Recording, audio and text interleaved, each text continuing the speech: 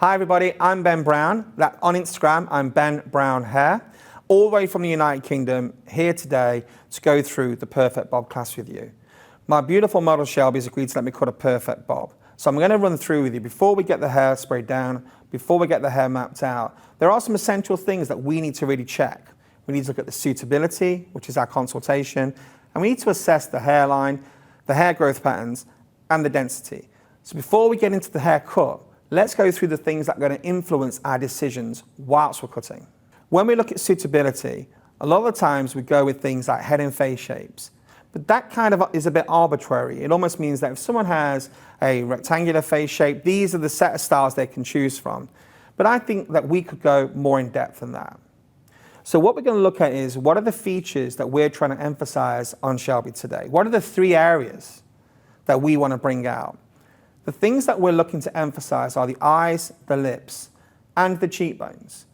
And if you think about it, it kind of makes sense, because where do we apply makeup to our faces? You know, the eyes and the lips and the cheekbones. What we're not wanting to emphasize is the forehead, the nose, and the chin. So when you're working with your clients, like, move their face around, check the angles of the face, see where the primary length will sit best, and what will that emphasize? Is it going to emphasize length, or is it going to emphasize width?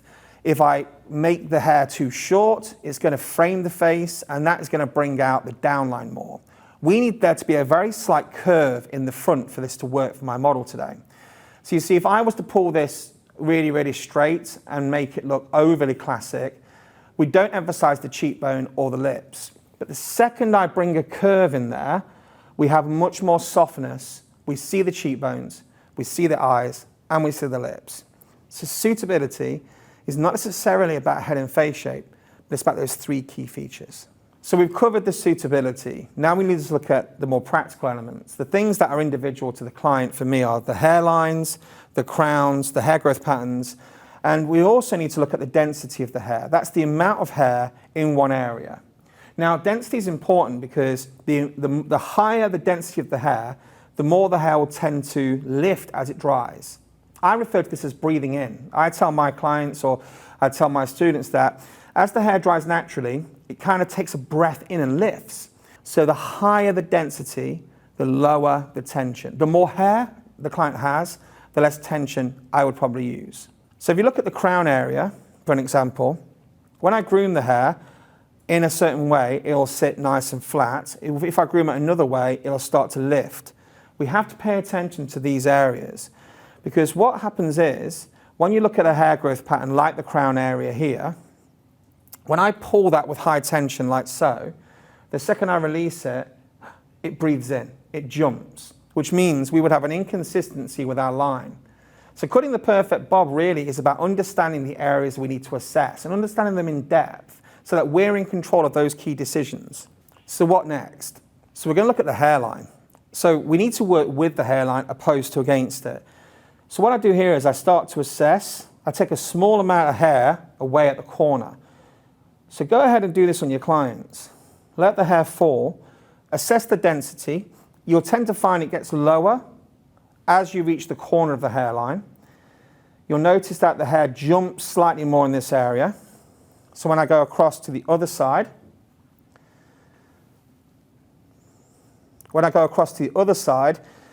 you can see how the hair will jump, how the hair will move.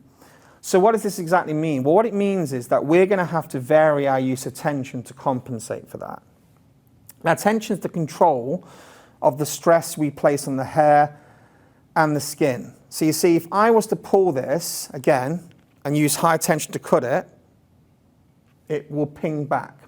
Our job is to cut the bob using our mechanics in a way that ensures that when the hair sits either natural dried or dried with a brush, the bob is still symmetrical and the bob is still parallel to each side. So now we're going to make a start with getting the bob cut. Okay, so we've gone through in depth some of the key things before you get the hair wet, what you need to assess in your consultation process. Now we're going to look at how we're going to map the hair, grooming the hair neatly, and organizing the hair prior to the cutting.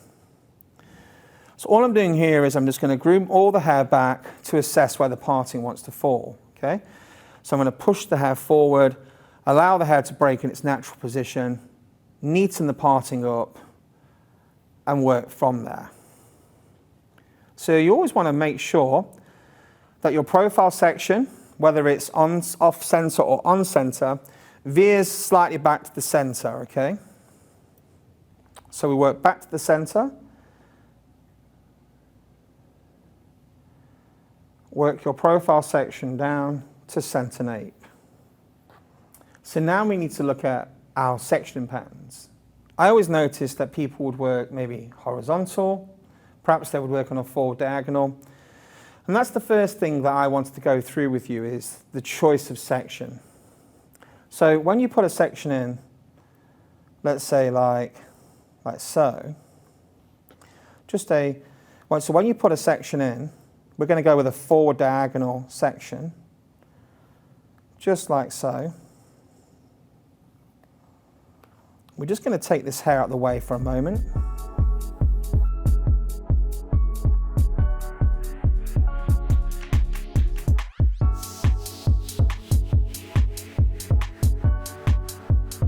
So firstly, why would I put the cutting section as a forward diagonal?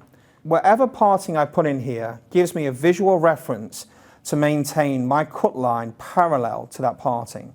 So my comb always goes in parallel, it comes down, and I use the comb as a visual reference to start to cut my baseline in. So the angle we put in aids us in the shape that we choose to cut. So when we look at the cutting section, why is it on a forward diagonal? Well, I always use the cutting section as a reference to maintain a parallel cut line. So we're working parallel to the parting. This means that the line I choose to cut will be parallel to the section I've placed. So how steep or how low the angle of my section is helps control how fast the length increases traveling forward. So if you put the section in either quite low or quite high, it controls the rate in which the length increases traveling forward. So if you want it to be really stacked, you could take this cutting section higher. If you want it more subtle, you could go lower.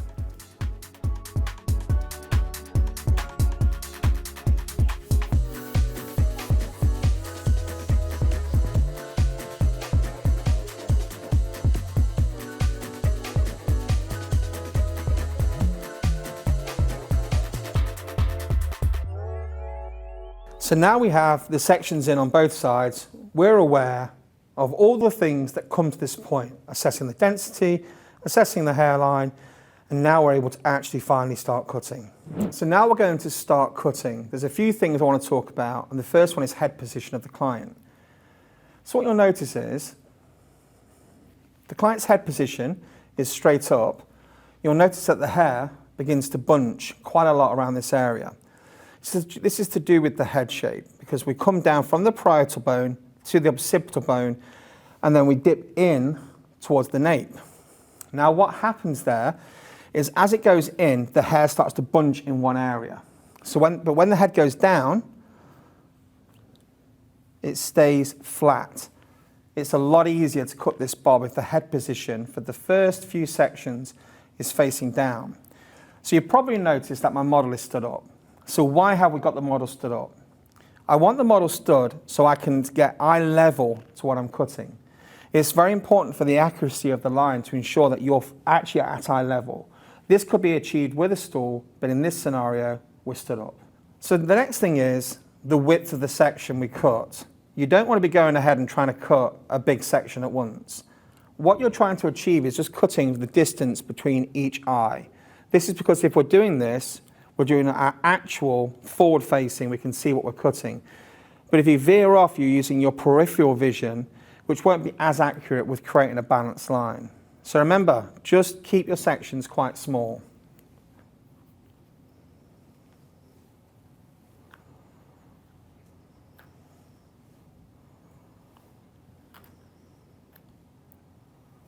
So to begin with, the section is small. Now, you could comb the section down and you could cut against the skin. That is a perfect zero elevation. That gives maximum weight. So this would be good if the hair was incredibly fine. If the density of the hair is low, I would tend to work with this method.